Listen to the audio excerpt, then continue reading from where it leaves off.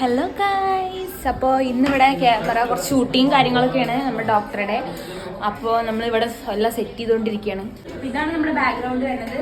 ഇത് എന്തിനായിട്ടെന്ന് വെച്ച് കഴിഞ്ഞാൽ ഈ ബാക്ക്ഗ്രൗണ്ട് ഇട്ട് കഴിഞ്ഞാൽ നമുക്ക് വേറെ വേറെ കളർ ചേഞ്ച് ചെയ്യാൻ പറ്റും. ഇതിന് വേണ്ടിയിട്ടാണ് ഇട്ടിരിക്കുന്നത്.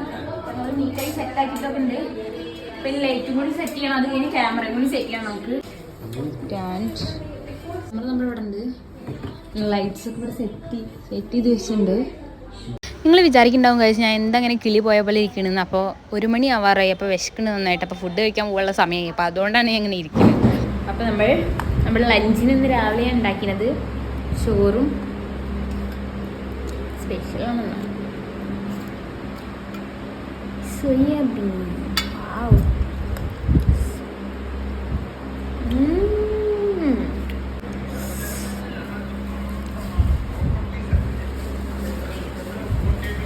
അങ്ങനെ ഫുഡൊക്കെ കഴിച്ച് കഴിഞ്ഞിട്ട് കുറച്ച് നേരം വർക്കുണ്ടായിരുന്നു. വർക്ക് കഴിഞ്ഞിട്ട് വൈകുന്നേരം ആകുമ്പോൾ ഞാൻ മേലേക്ക് പോകുന്നു, ടെറസിൻ്റെ മുകളിലേക്ക്.